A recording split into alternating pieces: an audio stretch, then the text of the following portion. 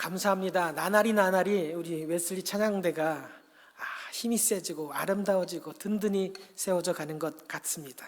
너무 감사를 드립니다. 혹시 오늘 찬양대를 보시면서 나도 좀 저 자리에서 하나님을 찬양하고 싶다라고 하시는 분은 점점점 회중에 앉아있는 성도 수보다 앞에 나오는 성도가 많아질지라도 찬양대를 세워가길 원합니다. 자원하는 마음으로 섬겨주시기를 부탁을 드리겠습니다. 마음을 새롭게 해야 마음을 살펴야 보입니다 라는 제목으로 하나님 말씀 증거하길 원합니다. 우리 할머니들의 잔소리를 어렴풋이 기억해 보았습니다. 할머니의 잔소리, 사랑의 마음으로 건널목 건널 때는 좌우를 항상 살피고 차가 오지 않을 때 너는 더군다나 작으니까 손을 높이 들고 건너라. 밥은 꼭꼭 씹어 먹고 반찬 가리지 말고 골고루 잘 먹어야 키 큰다. 늘 듣던 말이 뭐였냐면 TV 가까이 보지 마라. 눈 나빠진다. 그 중에서 가장 듣기 싫었던 잔소리가 바로 TV 가까이 보지 말아라. 한참 TV를 보는 즐거움에 빠져 있을 나이인데 우리 인자하신 할머니의 잔소리는 그저 한쪽 귀로 듣고 한쪽 귀로 흘려보내는 잔소리일 뿐이었습니다. 특별히 우리 속담이나 관용구에는 눈에 관한 그런 속담 관용구가 엄청 많습니다. 제 눈에 안경이다 라는 말도 있고 눈 가리고 아웅한다. 또 백문이 불여일견이다. 개 눈에는 뭐만 보인다. 그죠? 눈 뜨이고 코 베인다. 내 눈에 보배다. 눈에 불을 켜고 달려든다. 눈 있고 손 설다. 혹시 이 속담 아십니까? 눈에는 익지만 눈에는 쉬워 보이지만 막상 손으로 하려고 하면 쉽지 않다라는 표현들입니다. 이렇게 눈에 관한 속담들이 너무나 많이 있습니다. 그 중에 가장 몸이 천냥이면 눈이 900냥이다. 그만큼 우리 신체 중에서 눈이 얼마나 소중한가를 우리 선조들도 조상들도 이미 깨달았다는 것이죠. 오늘 본문에서도 우리 주님께서 말씀하십니다. 어두운 곳을 밝히려고 등불을 켜는데 이 등불을 켜서 속에 두거나 말 아래 두지 않는다라고 하시는 거죠. 속에 두다 할 때 이 혹시 뭔지 아십니까? 사전적인 의미로는 땅을 파고 거적대기를 덮어서 비바람이나 추위를 막아서 겨울에 이 화초나 채소 이런 곡식들을 저장하는 공간들을 이라고 합니다. 우리가 흔히 쓰는 표현 중에 산속에서 움막 짓고 산다 이렇게 대충 얼기서기 지은 그런 집이죠. 근데 원어로는 다른 뜻이 있습니다. 원어로는 이게 이란 단어가 크립토라는 단어입니다. 혹시 크립토 커런시라는 단어 들어보셨습니까? 암호화폐를 의미하는 아주 은밀하게 숨겨진 돈 이런 뜻이죠. 등불을 켜면 세상을 밝히 비추도록 등잔 위에 둬야지 은밀한 곳에 감추어 두지 않는다라는 뜻입니다. 또 등불을 켜서 말 아래 두지 않는다라고 합니다. 말이라는 것은요 아시겠지만 우리나라의 아주 고유 그 부피를 다닌 체계 중에 홉, 돼, 말, 가마니, 그 다음에 섬 이렇게 있습니다. 홉은 굳이 숫자로 표현하자면 180ml, 그리고 돼는 홉의 10배인 1.8리터 정도 됩니다. 말은 돼의 10배인 18리터를 의미합니다. 한 가마니는 보통 쌀 한 가마니는 80kg지만 이게 부피를 재는 단위일 때는 90리터 정도 됩니다. 섬은 가마니의 2배인 180리터입니다. 그래서 말 아래 둔다는 그런 의미는 뭐냐?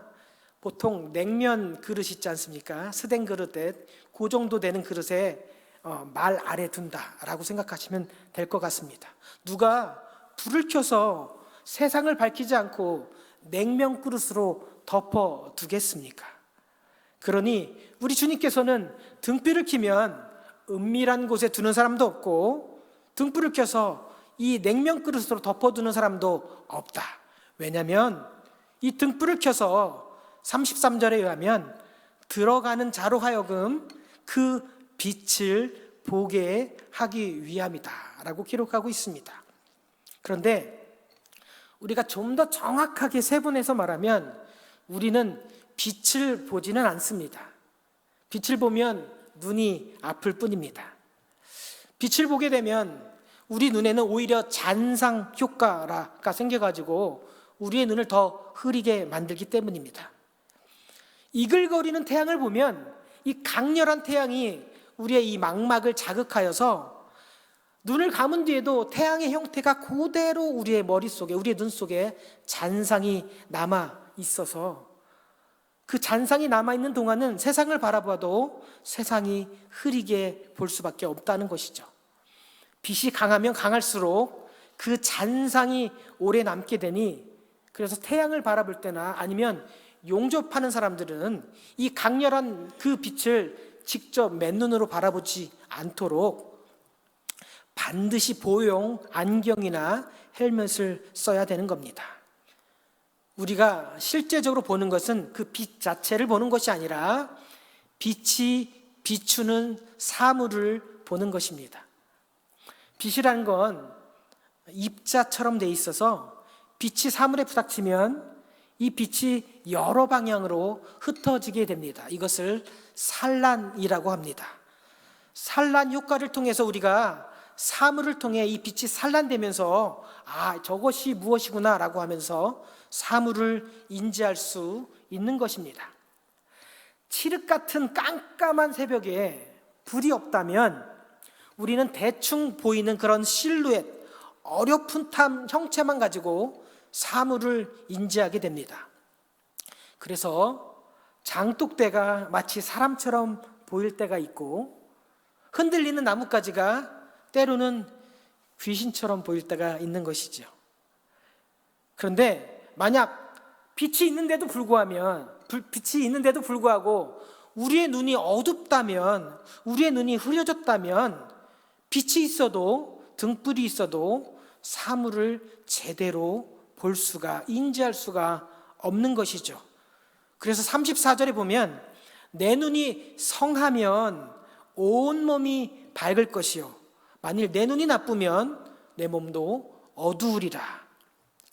생각해 보았습니다. 우리의 눈이 어두워지는 경우, 우리의 눈이 나빠지는 경우가 어떤 경우가 있을까? 저는 크게 세 가지로 나누어 보았습니다. 첫 번째, 자연적으로 오는 세월은 어찌할 수가 없습니다. 그죠? 누구나 나이가 들면 눈이 점점점 흐려지는 것이죠. 일반적으로 60세가 되면 이 백내장이 올 수 있는 경우가 한 70%가 된다고 합니다. 70%가 넘으면 거의 90%의 성인들이 이 백내장 증상을 경험하기 때문에 시야가 흐려지게 됩니다. 그래서 70이 넘으신 분들은 그쯤 해서 이 백내장 수술을 많이 하게 됩니다. 그러면 이 수술을 통해서 우리 흐려졌던 시야가 다시 깨끗하게 회복할 수 있으니 이것은 그렇게 염려할 필요가 없습니다.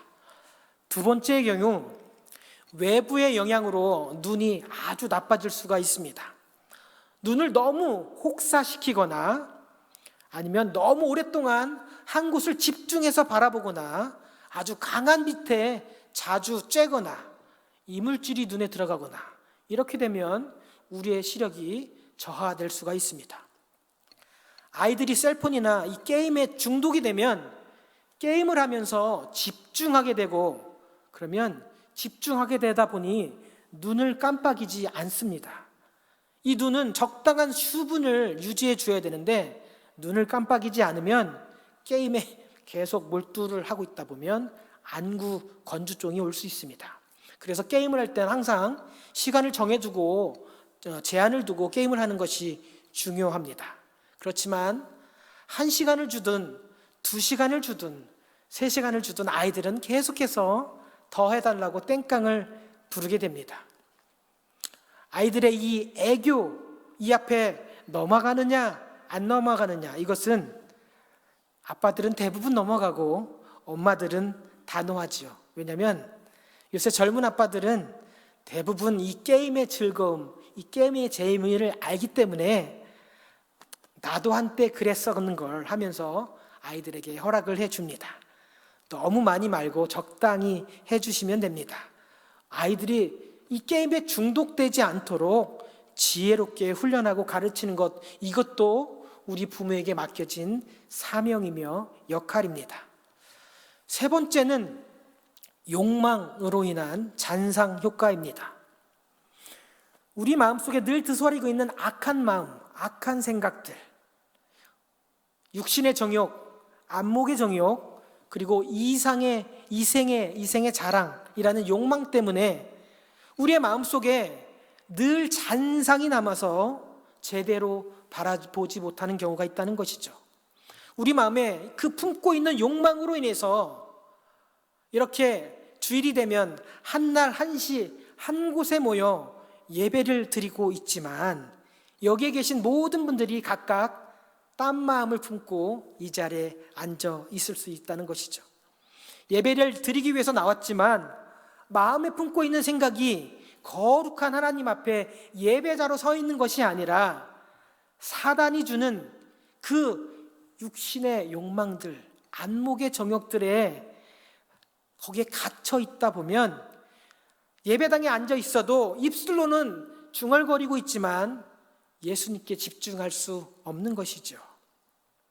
아무리 주일에 열심히 예배를 드리고 말씀에 집중하여서 이번 주에는 일주일 동안 내가 이 말씀 붙잡고 살아가야겠다, 예배장을 나가고 각자의 처소로 흩어지지만 만약에 각자의 자리에서, 집에서, 직장에서 하나님의 말씀을 붙잡지 않고 살아간다면 매일매일 하나님의 말씀으로 우리의 마음을 살피지 아니하면 사단은 마치 배고픈 사자처럼 누구를 삼킬까 돌고 돌다가 옳거니 찾았구나 하면서 슬금슬금 우리 마음 가운데 아주 강렬한, 아주 자극적인 육신의 정욕, 안목의 정욕으로 우리의 마음의 눈을 멀게 한다는 것입니다.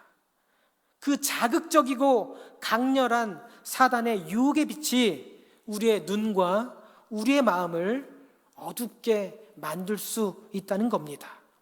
그러면 일주일 동안 하나님 말씀을 붙잡고 살지 못하고 사단의 유혹 앞에 엎드려서 굴복하고 살아서 왔다면 주일 예배를 드리기 위해서 이 예배당으로 나와 있지만 여전히 그 사단의 강렬한 빛, 그 유혹의 빛이 우리의 마음과 눈에 이 잔상 효과를 남겼기 때문에 우리의 눈이 흐려져 제대로 하나님의 말씀을 볼 수가, 깨달을 수가 없다는 겁니다.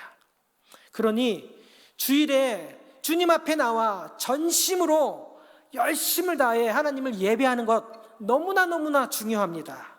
그렇지만 예배를 마치고 각자의 삶으로 돌아가서 주중에 하나님 말씀 붙잡고 기도하고 하나님과 교제하며 성령님과 동행하는 것, 매일매일 말씀의 거울로 내 마음을 살피는 것도 여전히 중요한 것입니다. 유대인들은요, 말씀이신 예수님, 하나님이신 예수님께서 그들 앞에 서 계신데도 불구하고 외적인 것, 이 전통과 습관, 외식의 행위로만 하나님의 말씀을 따르려 하니 그들 앞에 은혜의 복음, 회개의 복음을 들고 나오신 예수님을 제대로 알아보지 못했습니다. 하나님의 말씀을 마음의 눈으로 살피지 않고 외식하며 자기들이 해왔던 습관과 전통을 따라서 관습으로, 행위로 하나님의 말씀을 지키려고 했기 때문입니다. 우리 속에 거하시는 성령님, 우리와 동행하시는 예수님, 매일매일 우리의 삶 속에서 하나님의 말씀을 붙잡고 그 말씀의 거울로 우리의 마음을 살피지 아니하면, 우리의 마음을 새롭게 하지 아니하면 우리도 그들처럼 하나님의 음성에 멀어질 수 있고 하나님의 말씀이 다가온다 할지라도 깨닫지 못할 수 있다는 것이죠. 여전히 사단이 우리를 강렬한 빛, 강렬한 유혹의 빛으로, 음란의 빛으로 우리를 자극적으로 유혹하기 때문에 그 잔상이 우리 머릿속에, 우리의 눈 속에, 우리의 마음속에 남아 있다면 우리는 우리의 마음의 눈이 어두워져 하나님을, 예수님을 제대로 볼 수가 없는 것입니다. 그런데 유대인들은요, 그 마음의 눈이 삐뚤어져 있는데도 불구하고 그들은 보인다, 그들은 들을 수 있다라고 하니, 차라리 안 보인다라고 하면 제대로 들으려고 귀리라도 쫑긋 세웠을 텐데, 보인다 하니 제대로 보지도 못하고 듣지도 않으며 그렇게 예수님을 무시하고 손가락질하고 결국 예수님을 십자가에 못 박을 수밖에 없었던 것입니다. 그러니 우리는 항상 우리의 마음의 눈을 살펴야 합니다. 35절, 내 속에 있는 빛이 어둡지 아니한가 살펴보라. 우리 마음속에 있는 빛, 사단의 강렬한 유혹의 빛으로 어두워지지 않았는지, 세상의 욕심으로, 이 육신의 정욕으로 인하여 어두워지지 않았는지 늘 우리의 마음을 살펴야 하는 것입니다.